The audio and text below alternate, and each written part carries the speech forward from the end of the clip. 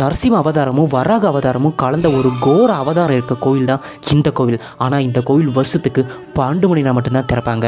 எங்கே இருக்குன்னு சொல்கிறேன், கொஞ்சம் கவனமாக கேளுங்க. இரணியாட்சனை விஷ்ணு வராக அவதாரம் எடுத்து அழிப்பார். அதே மாதிரி இரணியகசிப நரசிம்மர் அவதாரம் எடுத்து அழிப்பார். இந்த 2 அவதாரமே பார்க்க ரொம்ப பயங்கரமாக இருக்கும். ஆனால் அது ரெண்டுமே கலந்த மாதிரி ஒரு அவதாரம் இருக்குது. அந்த அவதாரத்துக்கு நம்ம உலகத்தில் ஒரு கோவில் இருக்குது. அந்த கோவிலில் இதுக்கு உண்டான சிலையும் இருக்குது. அந்த சிலையை மூடி தான் வச்சுருக்காங்க. வருஷத்துக்கு 12 மணி நேரம் மட்டும்தான் திறப்பாங்க.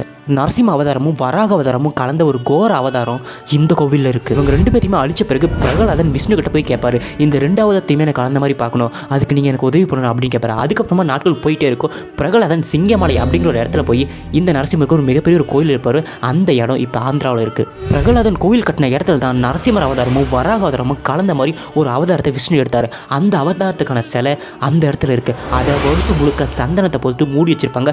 பார்க்குறதுக்கு ஒரு லிங்க வடிவத்தில் இருக்கும். ஆனால் வருஷத்துக்கு ஒரே ஒரு தடவை மட்டும் திறப்பாங்க. அது வெறும் 12 மணி நேரம் மட்டும் திறப்பாங்க. அதுக்கப்புறம் திரும்பவும் மூடிடுவாங்க.